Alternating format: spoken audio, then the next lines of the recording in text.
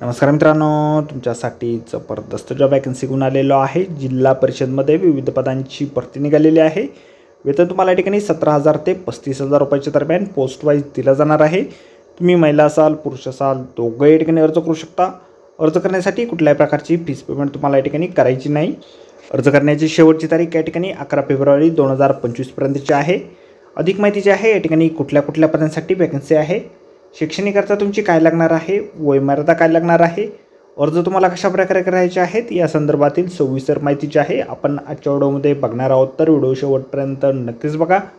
त्याचबरोबर मित्रांनो, आपण जर आपल्या रॉयल कॉर्नर यूट्यूब चॅनलवरती जर नवीन असाल तर यूट्यूब चॅनलला सबस्क्राईब करावं, बेल आयकॉन दाबायला विसरू नका। असेच नोकरी संदर्भातील नवीन अपडेट्स आपल्याला मिळत राहण्यासाठी। तर सुरू करूया मित्रांनो आजचा व्हिडिओ। तर मित्रांनो, आपण आलेलो आहे राष्ट्रीय आरोग्य अभियान जिल्हा परिषद कोल्हापूर यांच्या मार्फत जे ऑफिशियल नोटिफिकेशन निघालेलं आहे वॅकन्सीच्या संदर्भामध्ये, त्यावरती आपण आलेलो आहे। तर स्टेप बाय स्टेप सर्व माहिती आपण या ठिकाणी बघणार आहोत। तर या ठिकाणी सगळ्यात पहिली जी वॅकन्सी आहे जिल्हा सल्लागार या पदासाठी एक वॅकन्सी या पदासाठी आहे। 35,000 रुपये दरमहा वेतन तुम्हाला दिलं जाईल। त्यानंतर पुढील वॅकन्सी या ठिकाणी आहे पब्लिक हेल्थ मॅनेजर या पदासाठी एक वॅकन्सी आहे। 32,000 रुपये वेतन तुम्हाला या पदासाठी दिलं जाणार आहे। दंत चिकित्सक या पदासाठी 4 वॅकन्सी आहेत। 30,000 रुपये वेतन तुम्हाला दिलं जाईल।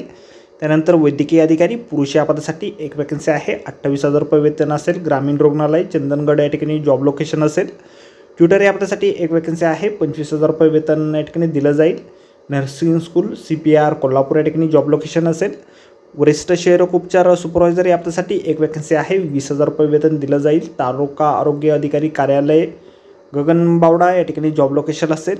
वरिष्ठ क्षयरोग प्रयोगशाळा सुपरवायझर या पदासाठी एक वॅकन्सी आहे। 20,000 रुपये वेतन तुम्हाला या ठिकाणी दिलं जाईल।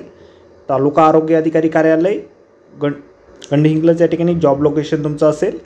त्यानंतर आहारतज्ञ या पदासाठी एक वॅकन्सी आहे। 20,000 रुपये वेतन तुम्हाला दिलं जाईल। इंदिरा गांधी मेमोरियल हॉस्पिटल इचलकरंजी या ठिकाणी जॉब लोकेशन असेल। डायलिसिस टेक्निशियन पदासाठी एक वॅकन्सी आहे। 17,000 रुपये वेतन दिलं जाईल। इंदिरा गांधी मेमोरियल हॉस्पिटल इचलकरंजी या ठिकाणी जॉब लोकेशन असेल। एक्सरे टेक्निशियन पदासाठी 2 वॅकन्सीज एकूण या ठिकाणी निघालेले आहेत।